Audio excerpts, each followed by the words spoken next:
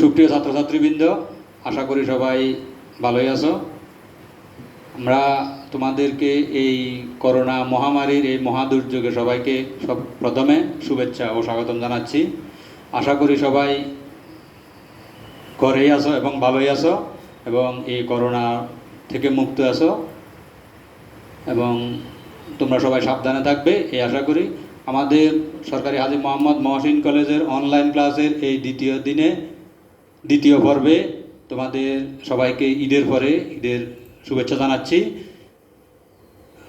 কারণ আমি ক্লাসের আগে তোমাদের কিছু সতর্কতামূলক আবেদন করতে চাই। যেমন তোমরা জানো আমি সরকারি হাজী মোহাম্মদ মহসিন কলেজের সহকারী অধ্যাপক জাহাঙ্গীর আলম তোমাদেরকে আজকের এই ক্লাস শুরু করছি। আমরা এই করোনা মহামারী থেকে মুক্ত থাকতে হলে প্রথমে আমাদের অন্যতম শর্ত হইল সবাই ঘরে থাকতে হবে, শারীরিক দূরত্ব বজায় রাখতে হবে এবং সুস্থ থাকতে হবে। এবং আমরা জরুরি প্রয়োজন ছাড়া কেউ ঘরের বাইরে যাব না এবং ঘরের বাইরে গেলে অবশ্যই মাস্ক ব্যবহার করব। এবং মনে রাখবে পরিবার এবং দেশকে কোভিড-19 থেকে মুক্ত রাখতে হবে। আরও একটি কথা তোমরা মনে রাখবে, নিজের সুরক্ষা নিজের কাছে।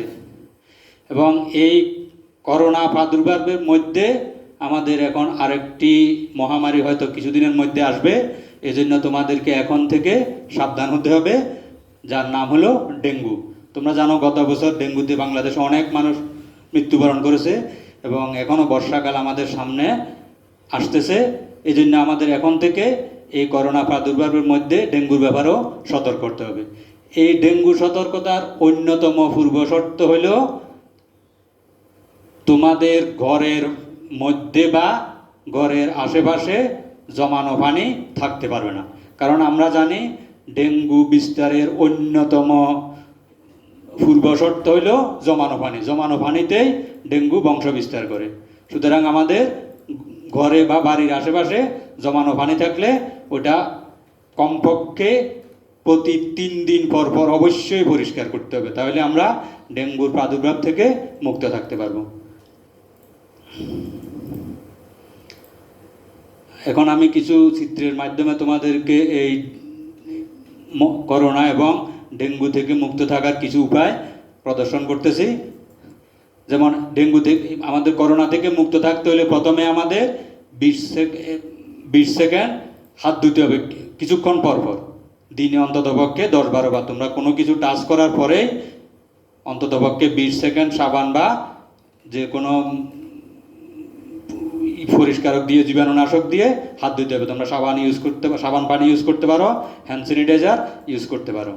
তারপরে আমাদের কমপক্ষে 2 মিটার বা 6 ফিট দূরে পরস্পর থেকে অবস্থান করতে হবে। আর আমরা যদি বাইরে যাব না, যদি নিতান্তই প্রয়োজনে বাইরে যেতে হয়, তাহলে আমাদের মাস্ক অবশ্যই ব্যবহার করতে হবে। আর এখানে আমাদের ঘরে বা আশেপাশে জমানো পানি অবশ্যই পরিষ্কার করতে হবে। আর এই যে ডেঙ্গু বংশ বিস্তার করার একটি চিত্র এখানে দেওয়া আছে।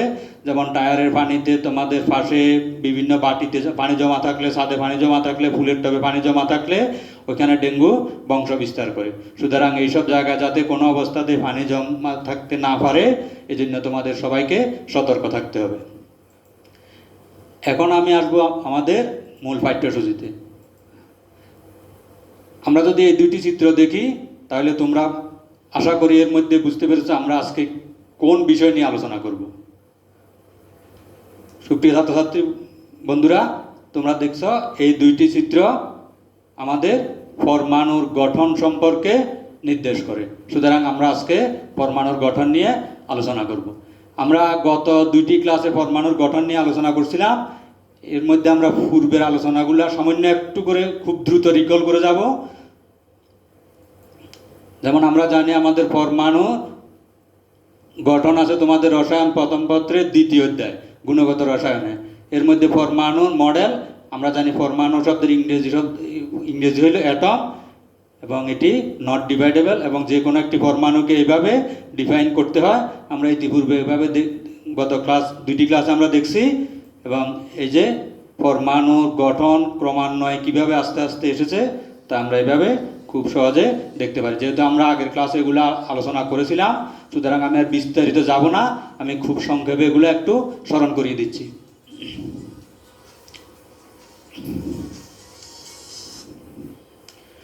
যেমন আমরা যদি পরমাণুর মডেলগুলো দেখি, তাহলে প্রথমে দেখব থমসনের পরমাণু মডেল, তারপরে রাদারফোর্ডের পরমাণু মডেল, তারপরে নেলস বোর পরমাণু মডেল, সোমারফিল্ড পরমাণু মডেল, লুই দ্য ব্রগলি পরমাণু মডেল।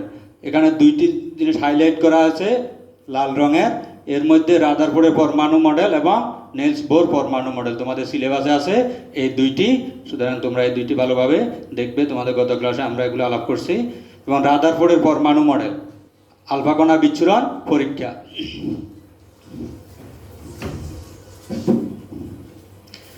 এবার কিভাবে করতে হয় আমরা গত ক্লাসে আলাপ করছি। রাদারফোর্ডের সোলার সিস্টেম অ্যাটম মডেল, এগুলো আমরা গত ক্লাসে আলাপ করছি। এই সীমাবদ্ধতাগুলো আমরা আলাপ করছি, এগুলো এখানে আমরা আবার একটু রিকল করতেছি। তারপরে আমরা দেখছি পরমাণুর মধ্যে বিভিন্ন ধরনের কণিকা আছে। এদের মধ্যে 3 ধরনের কণিকা আছে: স্থায়ী মূল কণিকা, অস্থায়ী মূল কণিকা এবং কম্পোজিট কণিকা। এগুলির ভর, চার্জ এবং কে কত সালে আবিষ্কার করছেন তা এখানে দেওয়া আছে। আমরা গত ক্লাসে বিস্তারিত আলাপ করছি, আজকে আবার একটু রিকল করছি। এরপর আইসোটপ, আইসোবার এবং আইসোটোন কাকে বলে এখানে আমরা উদাহরণ সহ এখানে দেখানোর চেষ্টা করছি। বোর পরমাণু মডেল, বোর পরমাণু মডেলের 3টি অনুসিদ্ধান্ত আছে। একটি হলো শক্তি স্তর বিষয়ক মতবাদ, তারপরে কৌণিক ভরবেগ বিষয়ক মতবাদ, শক্তির বিকিরণ বিষয়ক মতবাদ। আমরা গত ক্লাসে এগুলো আলাপ করছি এবং সীমাবদ্ধতা এখানে আমরা আলাপ করছি গত ক্লাসে। তারপর আমরা আবার একটু রিকল করতেছি।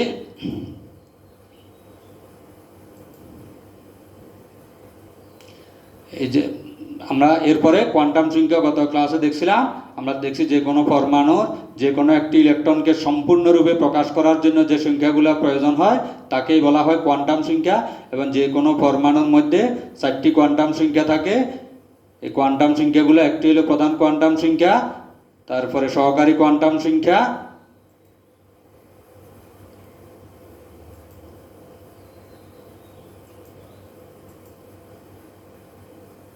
তারপরে এখানে কোন অরবিটাল সংখ্যাগুলা অ্যালাউড, কোন অরবিটাল সংখ্যাগুলা ফরবিডেন, এখানে একটি ডায়াগ্রামের মাধ্যমে সুন্দরভাবে উপস্থাপন করার চেষ্টা করেছি।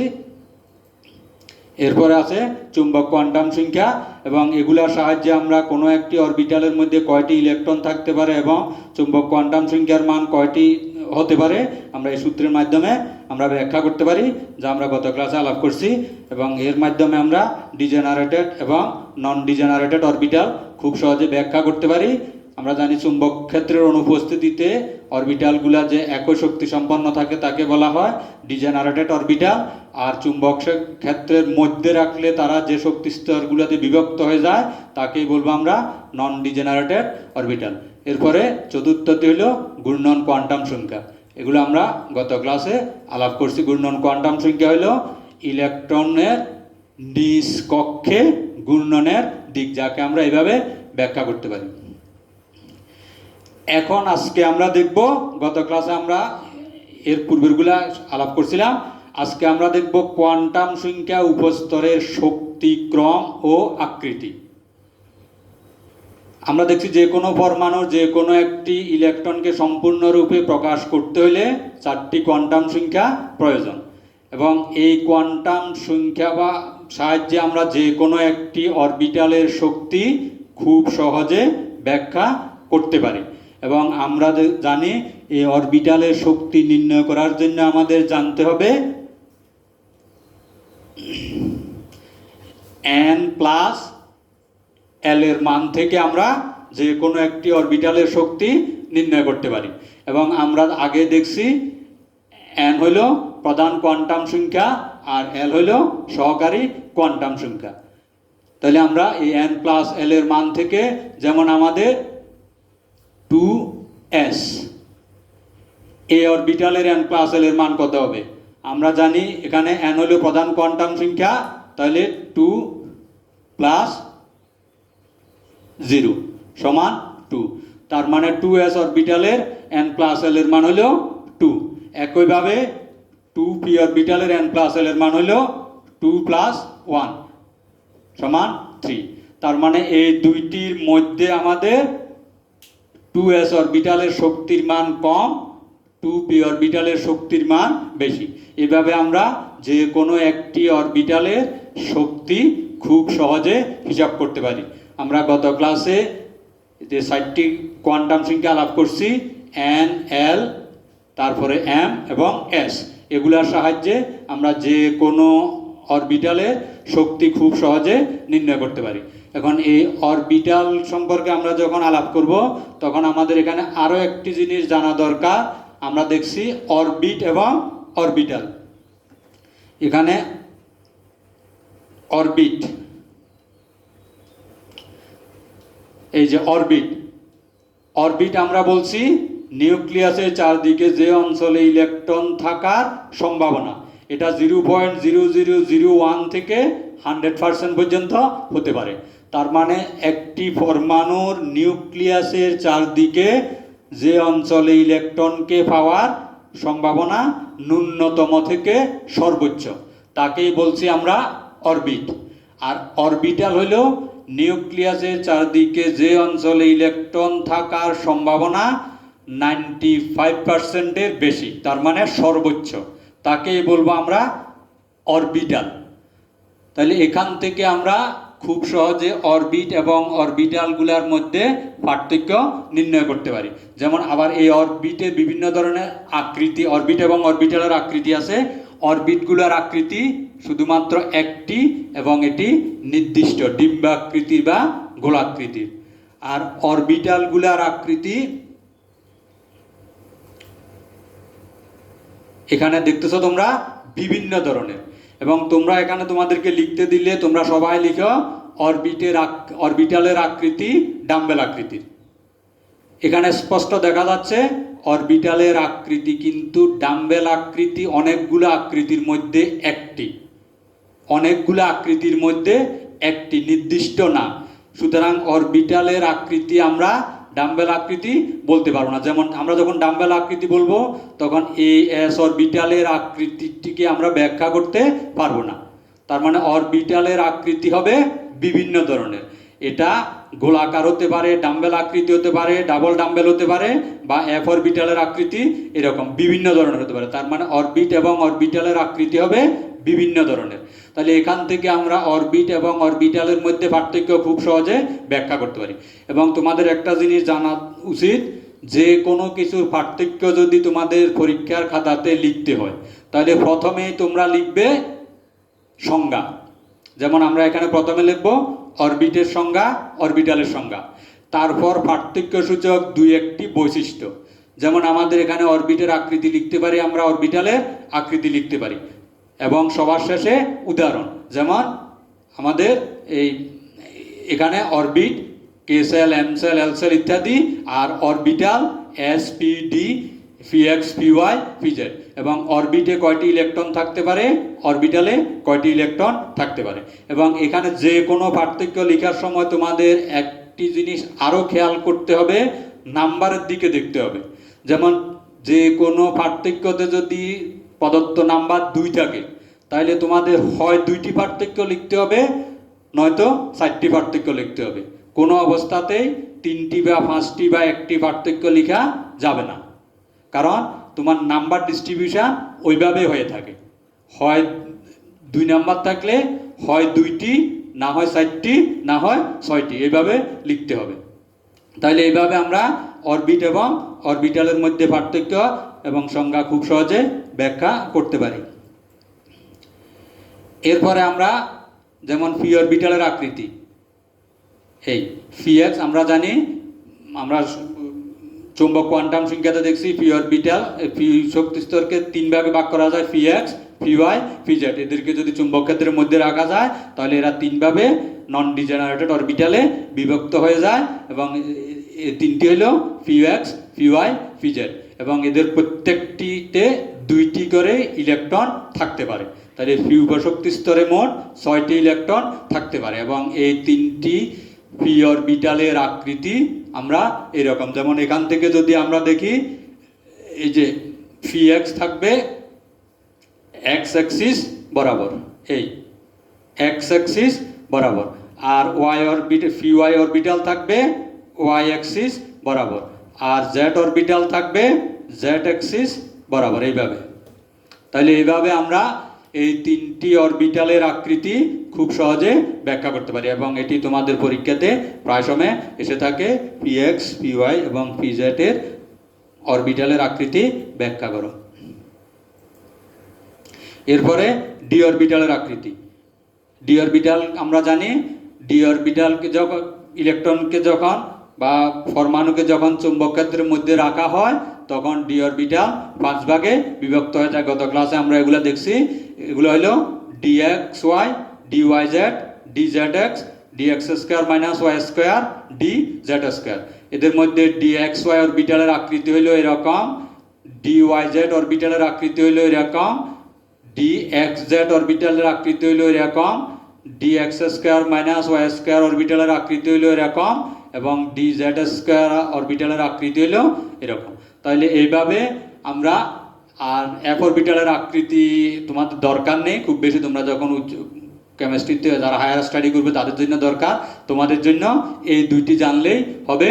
তাইলে এইভাবে আমরা পি অরবিটালের আকৃতি এবং ডি অরবিটালের আকৃতি খুব সহজে ব্যাখ্যা করতে পারি এবং খুব কঠিন জিনিস না, এগুলা খুব সহজ জিনিস।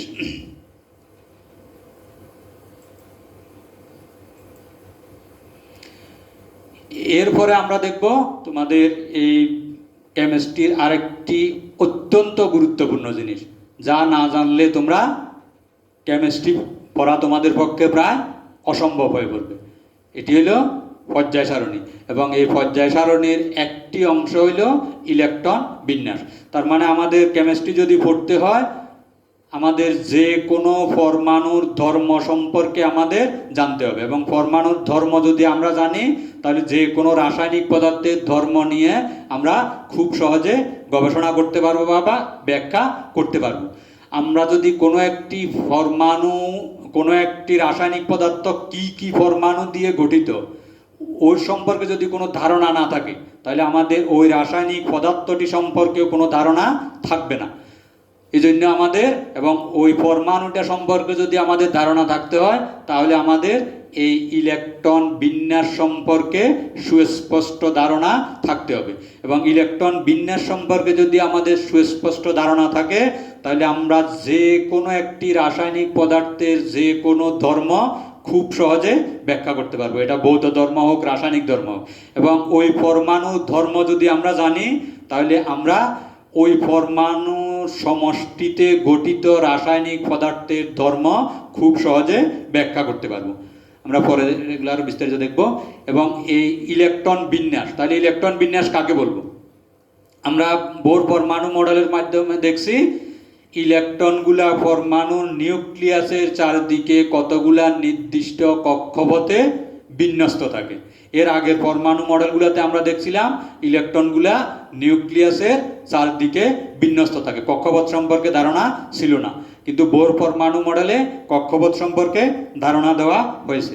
তার মানে ইলেকট্রনগুলা নিউক্লিয়াসের চারদিকে এইভাবে আমরা জানি পরমাণুর কেন্দ্রে থাকে নিউক্লিয়াস, এটি হলো নিউক্লিয়াস এবং এর চারদিকে কতগুলা নির্দিষ্ট এবং স্থির কক্ষপথে এগুলা অনবরত ঘুরতে থাকে।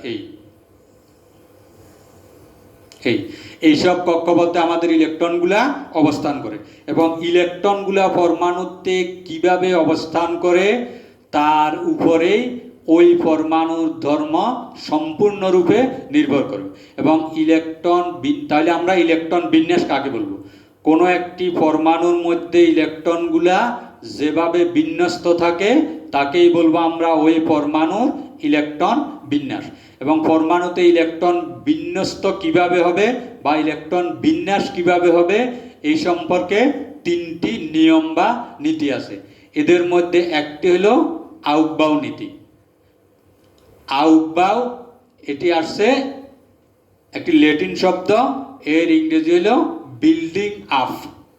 তার মানে আমরা কোনো একটি বিল্ডিং যদি তৈরি করতে চাই, আমরা উপর থেকে বিল্ডিং তৈরি করে আসতে পারবো না। তোমরা জানো আমাদের যে কোনো একটি বিল্ডিং তৈরি করতে হলে আমাদের নিচে থেকে যেতে হবে, প্রথমে ভিত্তি থেকে যেতে হবে। তার মানে নিম্ন স্তর থেকে উপর স্তরে আস্তে আস্তে যেতে হবে।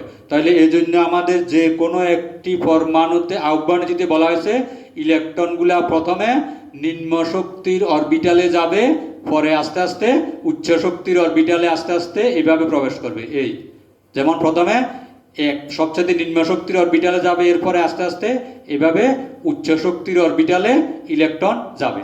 এখন প্রশ্ন হইল কোনটি উচ্চ শক্তি স্তরের অরবিটাল, কোনটি নিম্ন শক্তি স্তরের অরবিটাল, তা আমরা কিভাবে হিসাব করব? আমরা প্রথমে দেখছিলাম আজকের ক্লাসের প্রথম দিকেই কোনো একটি পরমাণুর যে কোনো অরবিটালের শক্তি কিভাবে হিসাব করতে হয়। আমরা দেখছিলাম n+l এর মান থেকে আমরা যে কোনো একটি পরমাণুর অরবিটালের শক্তি হিসাব করতে পারি, এবং n+l এর মান কত তাও আমরা এর আগে কোয়ান্টাম সংখ্যাতে দেখছি, বা আজকে কিছুক্ষণ আগে আমরা 2s এবং 2p অরবিটালের শক্তি মাধ্যমে দেখছি। এখন আমরা অনেক ক্ষেত্রে দেখব 2 বা ততোধিক অরবিটালের n+l এর মান সমান। তখন আমরা কি করব? কোন অরবিটালে ইলেকট্রন আগে যাবে? আমরা নরমালি এটা কিছু কিছু ক্ষেত্রে দেখব 2 ক্ষেত্রে n+l এর মান সমান। তখন আমরা ওই ক্ষেত্রে যে সকল অরবিটালের n+l এর মান সমান হবে, ওই সকল ক্ষেত্রে যার n এর মান কম, ইলেকট্রন তাতে আগে যাবে। যেমন আমরা যদি দেখি 3p আর 2d, এখানে আমরা দেখতেছি 3p তে হলো কত? 3 + 1 = 4, আর 2d তে হলো 2 + 2 = 4। এই দুই ক্ষেত্রে n+l এর মান সমান। সুতরাং এই ক্ষেত্রে যেহেতু 2d তে n এর মান কম, এখানে আরো একটা জিনিস, 2d তো সম্ভবই না। আমরা এর আগে দেখছিলাম কোন অরবিটালগুলো সম্ভব, কোন অরবিটালগুলো সম্ভব না। তাহলে আমরা যদি 3p এবং 4s দেখি, তাহলে এখানে 4 + 0 = 4। এই দুই ক্ষেত্রে দেখা যাচ্ছে, আমরা কিছুক্ষণ আগে এখানে লিখতে গিয়েছিলাম 3p 2d, আবার আমরা এটা দেখলাম যে 2d অরবিটাল সম্ভব না। কেন সম্ভব না? আমরা দেখছি 2d হইতে হইলে এখানে l এর মান হতে হবে 2। আমরা জানি প্রিন্সিপাল কোয়ান্টাম নাম্বার যদি 2 হয় তাহলে l এর মান সর্বোচ্চ 1 পর্যন্ত যেতে পারে, n-1 পর্যন্ত। এটা 2 যাওয়ার কোনো সম্ভাবনা নেই। সুতরাং এখানে 2d অরবিটাল ফরবিডেন। আমরা কিছুক্ষণ আগে একটি চার্টের মাধ্যমে দেখিয়েছিলাম কোন অরবিটালগুলো অ্যালাউড, কোন অরবিটালগুলো ফরবিডেন। তাহলে এখন আমরা এখানে দেখতেছি এখানে 2d সম্ভব না। তাহলে এখানে দেখা যাচ্ছে 2p এবং 4s, এই 3p এবং 4s, এই দুইটার মধ্যে আমরা দেখতেছি দুইটার মানে 4। তার মানে দুইটার n+l এর মান সমান। এখন তাহলে প্রশ্ন হলো কোনটাতে ইলেকট্রন আগে যাবে? 3p তে ইলেকট্রন আগে যাবে না 4s এ ইলেকট্রন আগে যাবে? এই ক্ষেত্রে আমরা বলছি যেখানে n এর মান কম, ইলেকট্রন ওইখানে আগে যাবে। এখানে দেখা যাচ্ছে n এর মান 3, এখানে দেখা যাচ্ছে n এর মান 4, তাহলে ইলেকট্রন এখানে আগে যাবে। তাহলে এটি হলো আমাদের আউটবাউ, তাহলে এটি হলো আমাদের আউটবাউ রুল। তাহলে এইভাবে আমরা যে কোনো একটি পরমাণুর যে কোনো ইলেকট্রন বিন্যাস কীরকম হবে আউটবাউ নীতির সাহায্যে খুব সহজে ব্যাখ্যা করতে পারি। এবং এখানে তোমরা দেখবে কিছু ক্ষেত্রে একটু ব্যতিক্রম আছে, যেমন D4, D9, F5, F13।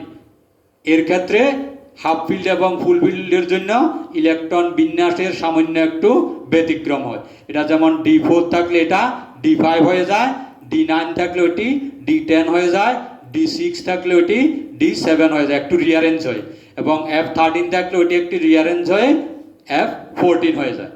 আবার আয়নগুলার ক্ষেত্র এই আউটবাউন নীতি থেকে সামান্য একটু বিচ্যুতি হয়। যেমন আমরা যদি দেখি যে কোনো আয়ন মানে ইলেকট্রন দান করা, এখানে ধনাত্মক আয়ন মানে ইলেকট্রন দান করা, তার মানে তার সর্ববহিস্থ স্তর থেকে ইলেকট্রন যাবে। তাহলে ইলেকট্রন যাবে কোন স্তর থেকে? যেমন এখানে এই স্তরে ইলেকট্রন রেখে দিয়ে, সর্ববহিস্থ স্তরে ইলেকট্রন রেখে দিয়ে কখনো ভিতরের স্তর থেকে ইলেকট্রন যেতে পারবে না। যেমন এখানে ইলেকট্রন বিন্যাসের ক্ষেত্রে আমরা দেখছি 4s ইলেকট্রন আগে যাবে আয়রন নিরপেক্ষ পরমাণুর ক্ষেত্রে, তারপরে 3d-তে ইলেকট্রন পরে যাবে। কিন্তু আয়রন 2+ ইলেকট্রনিক কনফিগারেশন যখন আমরা লিখব তখন ইলেকট্রন দুইটি যাবে 4s থেকে, যদিও এতে ইলেকট্রন পরে গিয়েছে কারণ তার n+l এর মান কম, কিন্তু যাওয়ার সময় আগে যাবে। কারণ এই সর্ববহিস্থ স্তরের ইলেকট্রনকে রেখে ভিতরের স্তর থেকে ইলেকট্রন যাওয়া কখনো সম্ভব না। সুতরাং এই জন্য সর্ববহিস্থ স্তরে যদিও ইলেকট্রন পরে প্রবেশ করছে, কিন্তু এটি যখন আয়নিত হবে তখন এখান থেকে ইলেকট্রন আগে যাবে। আরেকটি জিনিস তোমাদের যে কোনো বইতে দেখবে এই টেবিলটি দেওয়া আছে, এবং তোমরা ইলেকট্রন বিন্যাস লিখতে হলে সর্বপ্রথম খাতার ডান কোণায় এই চার্টটি অঙ্কন করে নিবে এবং এরপরে ইলেকট্রন বিন্যাস লিখবে। এটি যদি তোমরা অঙ্কন করে নাও তাহলে তোমাদের ইলেকট্রন বিন্যাস ভুল হওয়ার বিন্দু মাত্র সম্ভাবনা থাকবে না। তুমি কিছুই না জানলে, শুধু পারমাণবিক সংখ্যা জানলে এই চার্ট দেখে তুমি খুব সহজে ইলেকট্রন বিন্যাস লিখে দিতে পারো। যেমন প্রথমে ইলেকট্রন যাবে এখানে, তারপর এখানে, তারপর এখানে, এখানে, এখানে, এখানে, এই 3d 4p 4s, তোমার কিছুই জানা লাগবে না, শুধু এই চার্টটি। এবং এটি খুব সহজ। যেমন এখানে 1 যদি হয় 1টি হবে, 2 যদি হয় 2টি হবে, 3 যদি হয় 3টি হবে, 4 হলে 4টি হবে, 5 হলে 5টি হবে। এবং এভাবে তোমরা এই টেবিলটি এঁকে নিয়ে যদি ইলেকট্রন বিন্যাস লেখো তাহলে তোমাদের ভুল হওয়ার বিন্দু মাত্র সম্ভাবনা থাকবে না। তাই আমার পরামর্শ হলো, তোমরা ইলেকট্রন বিন্যাস লিখতে হলে প্রথমে খাতার ডান কোণায় এই চিত্রটি এঁকে নিবে, তারপর ইলেকট্রন বিন্যাস লিখবে এবং এখানে ভুল হওয়ার বিন্দু মাত্র সম্ভাবনা থাকবে না। তাহলে আবার বলতেছি, ইলেকট্রন বিন্যাস লিখলে তোমরা খাতার ডান কোণায় এই চিত্রটি অবশ্যই অবশ্যই অঙ্কন করে নেবে, তাহলে ভুল হবে না। আর এটি ছাড়া তোমরা ইলেকট্রন বিন্যাস লিখতে গেলে, মুখস্থ করে লিখতে গেলে অবশ্যই ভুল হবে। এবং এটি এঁকে নিয়ে ইলেকট্রন বিন্যাস লিখলে তোমাদের সময়ও অনেক কম লাগবে। এরপরে আমরা দেখব হুন্ডের নীতি। কোনো পরমাণুর কোনো উপস্তরের সমশক্তি সম্পন্ন প্রতিটি অরবিটালের প্রথমে একটি একটি করে ইলেকট্রন দ্বারা পূর্ণ হবে এবং এই ইলেকট্রনগুলোর স্পিন হবে একমুখী বা সমান্তরাল। এরপর আরও ইলেকট্রন থাকলে জোড়বদ্ধ হবে এবং স্পিন হবে বিপরীতমুখী। এবং এই হুন্ডের নীতি যখন তোমাদের লিখতে দেয় তোমরা শুধুমাত্র প্রথম অংশটি লিখো, এই অংশটি তোমরা কেউ লিখো না। এবং এখানেও তোমরা ভুল করো, যে তোমরা এখানে লেখো এই শুধুমাত্র এই অংশটি লিখো, তোমরা এই অংশটি লিখো না। এবং এটা অবশ্যই খেয়াল রাখবে, ইলেকট্রনগুলা অযুগ্ম অবস্থায় থাকবে এবং তাদের স্পিন হবে অবশ্যই একমুখী, এইভাবে লিখতে হবে। যেমন এখানে নাইট্রোজেনের ইলেকট্রন বিন্যাস দেওয়া আছে, যেমন এখানে পি অরবিটালে প্রথমে একটি একটি একটি 3টি অযুগ্ম ইলেকট্রন থাকবে এবং তাদের স্পিন হবে সবগুলা একমুখী। যেমন এটাকে আমরা উল্টিয়ে লিখতে পারবো না, এটা এদিকে, এটাকে এইদিকে উল্টিয়ে লিখতে পারবো না, সবগুলা একদিকে বা সমান্তরাল হতে হবে। এরপর এখানে আছে 7টি ইলেকট্রন, অক্সিজেনের ক্ষেত্রে আমাদের আছে 8টি ইলেকট্রন। আমরা বলছি এরপরে আরও ইলেকট্রন থাকলে জোড়বদ্ধ হবে। এই যে যেমন এখানে px অরবিটালে 2টি ইলেকট্রন জোড়বদ্ধ হয়েছে এবং তাদের স্পিন হয়েছে পরস্পর বিপরীতমুখী। এই যে তাদের স্পিন হয়েছে পরস্পর বিপরীতমুখী। তাহলে এইভাবে আমরা হুন্ডের নীতির সাহায্যে ইলেকট্রন বিন্যাস খুব সহজে ব্যাখ্যা করতে পারি। আরও একটি নিয়ম আছে, পাউলির বর্জন নীতি। এটা লিখতে দিলে তোমরা সবাই লিখো। যেমন এখানে পাউলির বর্জন নীতি হলো, একই পরমাণুর 2টি ইলেকট্রনের 4টি কোয়ান্টাম সংখ্যার মান কখনো এক হতে পারে না। তোমরা লিখো, পরমাণুর 2টি ইলেকট্রনের 4টি কোয়ান্টাম সংখ্যার মান কখনো এক হতে পারে না।